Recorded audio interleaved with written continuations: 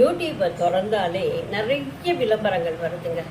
அதில் ஒரு விளம்பரம் 2 நாய்க்குட்டி ரோபோட் டாக் அப்படின்னு சொல்லிட்டு 2 நாய்க்குட்டி துள்ளி துள்ளி ஓடுற மாதிரி, குதிக்கிற மாதிரி, ஒருத்தர் நடந்து போனால் அவர் பின்னாடியே ஓடுற மாதிரி, குலைக்கிற மாதிரி, படுத்து தூங்குற மாதிரி, அப்படி இப்படின்னா அவ்வளோ அழகாக வந்துட்டு இருந்ததுன்னு வச்சுக்கோங்களேன்.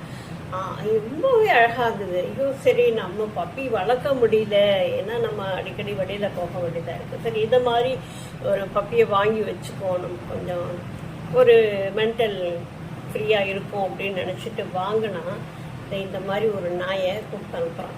அதுவும் பை 1 get 1 ஃப்ரீ அப்படின்னு சொல்லிட்டு 999 ரூபாய் கொரியர் சார்ஜ் அப்படின்னு போட்டு 1100 ரூபான்னு போட்டோம்னா சரி ஓகே 2 டாக் கிடைக்குது அப்படின்னு நினச்சிக்கிட்டு நான் வாங்கினேங்க. கடைசியில் இந்த மாதிரி ஒரு நாயை அனுப்பி வச்சிருக்கு. அந்த நாய் இது எப்படி மக்களோட பணத்தை இந்த மாதிரி ஏமாற்றி வாங்கி அதில் நீங்கள் எந்த அளவுக்கு வசதியாக வாழ்ந்துட முடியும்? ஒரு 1000 ரூபாயில் நீங்கள் வாழ்ந்துட முடியுமா? இந்த 1000 ரூபாய் எனக்கு பெரிய விஷயம்.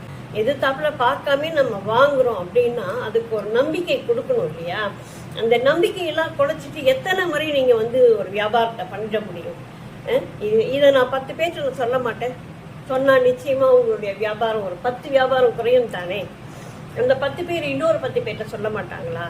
இப்படி ஒரு தொழில் அப்படின்னு சொன்னாக்கா அதில் ஒரு நேர்மை இருக்கணும், ஒரு பக்தி இருக்கணும்.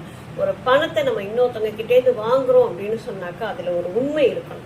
இல்லாமல் நீங்கள் பாட்டுக்கு உங்கள் இஷ்டத்துக்கு மருந்து மாத்திரையிலலாம் அநியாயம் பண்ணுறானோ, நீங்கள் ஒரு நாய்க்குட்டியில் சொல்ல வந்துட்டீங்களே அப்படின்னு சொல்லி கேட்பீங்கன்னு நினைக்கிறேன் நான்.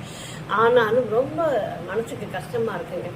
ஆன்லைனில் புக் பண்ணுற முக்கால்வாசி பொருட்கள் 100க்கு 90 பொருட்கள் மோசமான பொருட்கள். அல்லது நம்ம ஒன்று சொல்கிறது அவன் வேற ஒன்று பார்சல் பண்ணுறதுன்னு இந்த மாதிரி ஸ்கேம் ரொம்ப ரொம்ப ரொம்ப அதிகமாக இருக்குது. இதை அரசு கவனிக்கணும் அப்படிங்கிறது என்னுடைய வேண்டுகோள். நிச்சயமாக நிறைய பேர் ஏமாந்துட்டு இருக்காங்க.